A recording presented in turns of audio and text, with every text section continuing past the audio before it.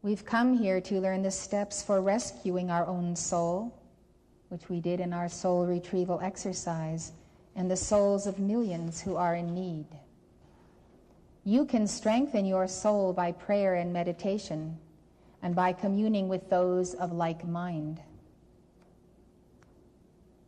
The masters have told me that we should not place so much emphasis on being obedient to our inner child as we should in teaching our inner child to be obedient to God and the Christ self. As you know, inner child work is taught by many psychologists, but I'm not speaking along the lines of inner child work at this time. I'm speaking about your soul and her evolution. You would no more allow your children to dictate the terms of your household, your comings and your goings.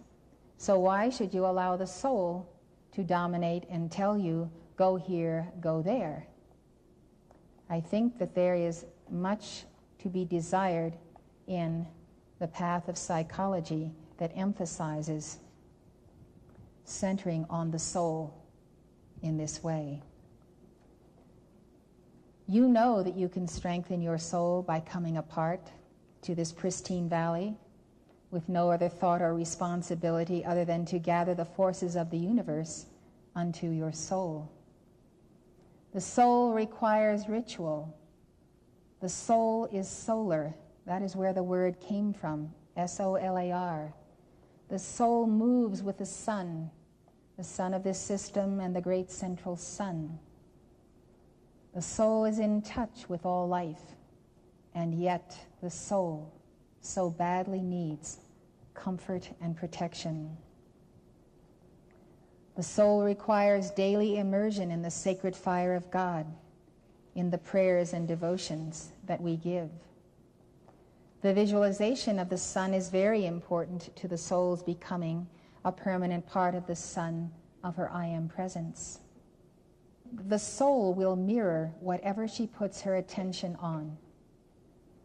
So since we focus our attention, whether on violence, movies, tragedies in the world and so forth, which we have to a certain extent in order to know what calls to make, we must remember that the soul does mirror.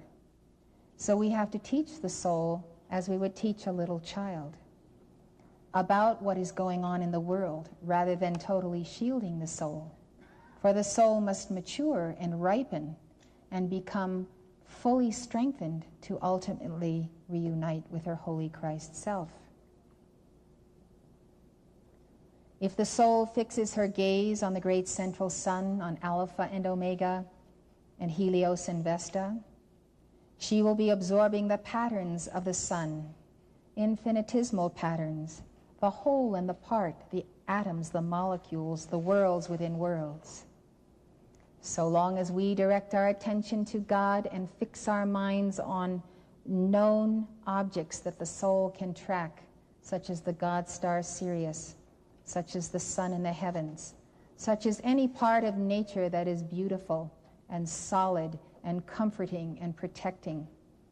This is what the soul needs to be directed to.